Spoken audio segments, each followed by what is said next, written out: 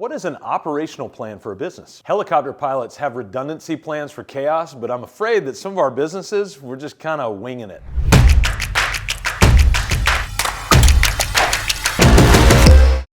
Tyson said it, everybody's got a plan until they get punched.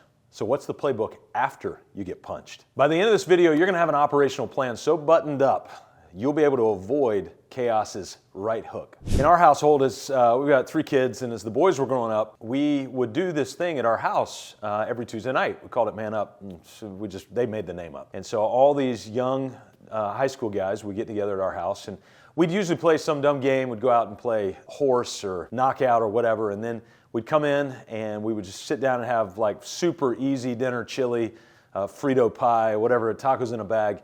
And then we would go out back and we would sit and have a really, really intentional conversation about life and all sorts of things that were there. Well, through that entire process, we got to know some guys really, really well. And as that time went on, those guys ended up developing some real intentional relationships as well. And over the years, it was fun to be able to watch them grow and mature, not only based on what we talk about, but also bring others that they had met into that. Well, one of the buddies of our friends that they brought in is a helicopter pilot in the Army. And so as his post as a helicopter pilot in the Army, we got to know him a little bit and just talk to him about these sort of things. In our business, some of the metaphors we talked through are that of a pilot. And so in this metaphor of a pilot, I was just asking him all kinds of questions. And you know what baffled me? He flies a helicopter that has a street value of $50 million. He's 22 years old. It's him and one other guy. The other guy is 23. Those 2 guys are in charge of a $50 million piece of equipment. And so you can only imagine, I lobbed him with all sorts of questions about the cockpit and the systems and the processes and everything else. And I made this comment one time to him. I said this idea about redundancy plans. And he looked at me and he goes, redundancy plans? He said, my whole life and career is a redundancy plan. And I said, well, tell me what you mean by that. And he started walking me through scenario by scenario, step-by-step situations. He said, we've got redundancy down to the second of a particular mission. So you might have a mission that's 30 minutes long, or an hour and 30 minutes long, or 15 minutes long, or whatever. And they literally train over every scenario and redundancy. So when this particular thing is mapped out in the training map, but these 5 potential things happen, they literally have method plans around those 5 particular things that happen at this particular second. He said, I've got a lap chart that sits on my legs, and all it is flows me back through redundancies. Now here's what's crazy about your business and why I make this point about a helicopter pilot. Is because in our businesses, we need redundancy plans. But even before we have redundancy plans, we just need the operational plan. But many of us in running our business get too chaotic. We're too busy answering email and putting out fires and juggling balls and doing all this stuff. Not only do we not have the redundancy of what needs to happen if something goes wrong, we don't even have the initial mission or the operational plan that we need to have in place so that not only we as the mission directors have understanding and clarity, but also so our team, those who are tasked to carry out the mission, have the clarity around that as well. It's what I said earlier in the video. The infamous and wise Mike Tyson said it best when he said, everybody's got a plan until you get punched in the mouth. And every day as a business owner, some days it feels like you're just getting punched in the mouth over and over again. And so what do you need? You need an operational plan. But before we get an operational plan, wouldn't it be a good, healthy discussion for us to be able to go, hey, what does the operational element of a business actually look like? So what I want to do is I want to go back to this idea of an operational plan. Before we get redundancy, we got to have an operational plan. And so I think it would be helpful if you saw your business through the lens of an operating system.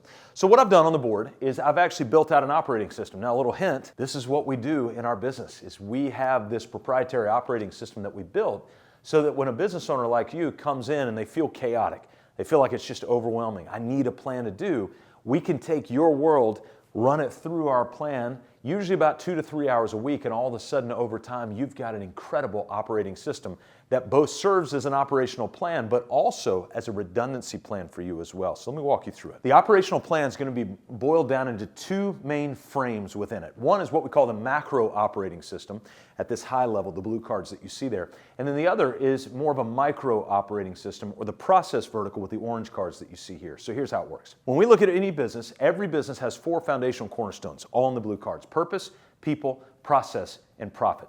The purpose tells us this is where we're going. The people tells us who's going to help drive the ship to get there. The process tells us what tasks those people have to do, and the profit vertical tells us how much fuel we have in the tank. So when we look at the macro operating system, here's what it tells us.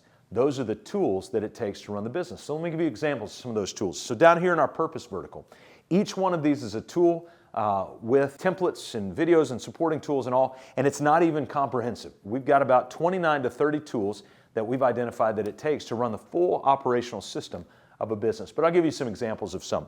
A vision story. This is an articulated destination. This is where we're going. So it lays it out over multiple pages. A set of job roles. That tells people exactly what they're being asked to do.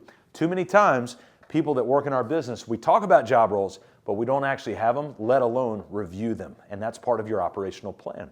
If you look down here in 12-week goals or the hiring process, or over here, like your subdivided cash bank account dashboards, all of those are tools to help you run the business that sit at the macro operating system level. So when we have an operating plan, we break it down into the macro system, and then we also break it down into the micro system. So let's take our helicopter and start to get closer to the ground when we look at the processes that it takes to fulfill the product. So remember, these are the tools to run the business that is separate than the product that you offer to your actual customers and clients. So in that process of product, what we're looking at doing is we're looking at the 4 core systems. So our macro OS are the 4 foundational cornerstones. Our micro OS are the 4 core systems: marketing, sales, ops, and admin. And by the way, they're in that order. That's a super important distinction. Too many of us over-index and we think accounting's the most important, or operations the most important, or sales the most important. It's not what's most important. They're all necessary. It's like asking that about your kids.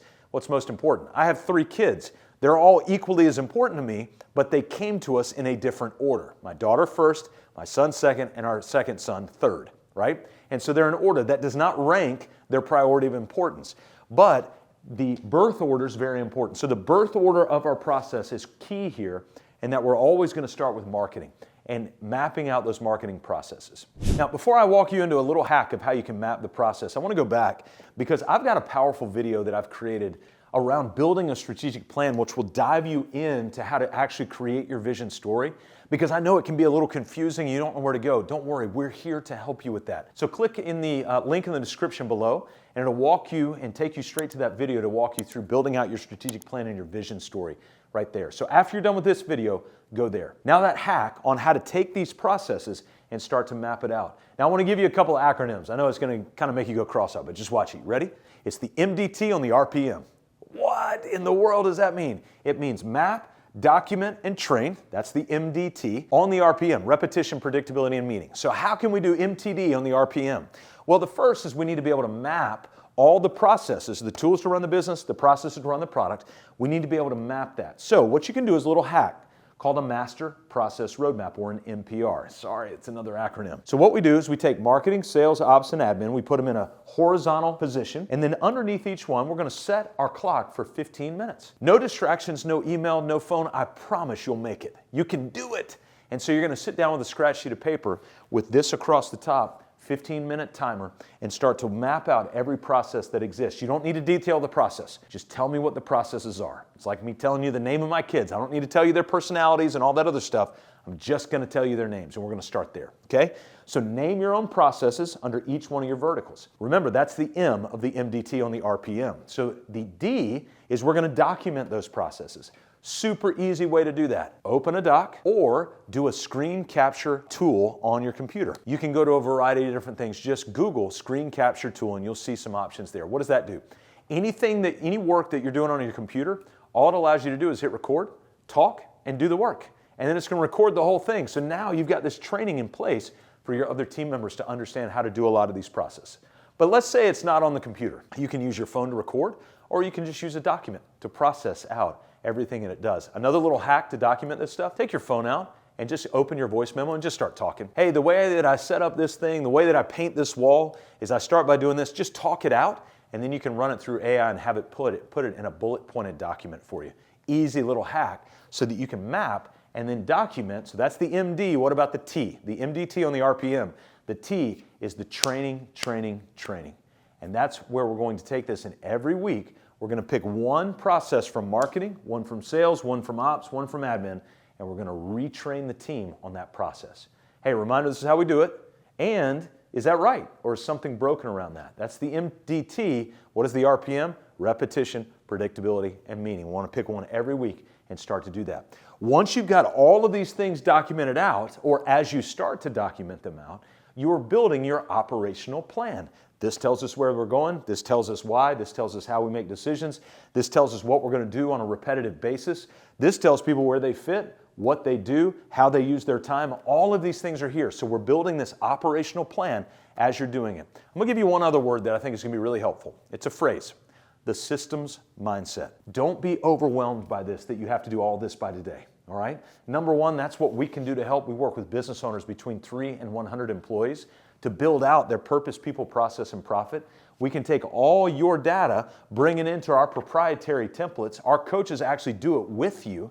And we've got coaches, in our collective team coaches between 50 and 60 hours every week and go through about 80 to 100 hours of training every single year, every one of our coaches. And we've been doing this over a decade for hundreds of business owners just like you. And so we can take and loop all of this in so that you've got great clarity on what to do with this. But we use this term called the systems mindset, and here's what it is. The next thing you do, capture it like it's the last time you'll ever do it. So the next time you paint a wall, capture it, record it, talk about it like it's the last time you ever do it, and we'll turn that into a process. The next time you lay carpet, capture it, record it, document it like it's the last time you'll ever do it. So it's not that you have to go away for a week into the woods and write out all this process stuff.